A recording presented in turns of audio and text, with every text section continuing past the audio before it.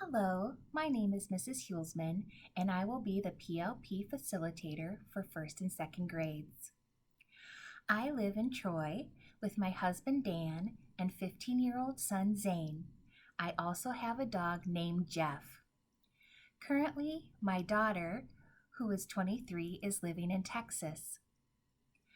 I am originally from Michigan, but after I went to the University of Dayton, I loved Ohio and Milton-Union so much, I decided to stay.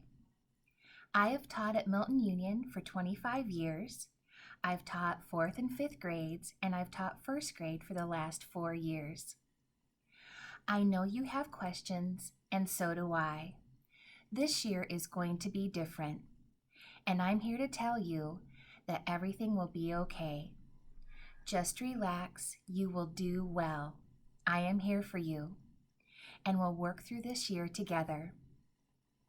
Office hours for PLP will be established.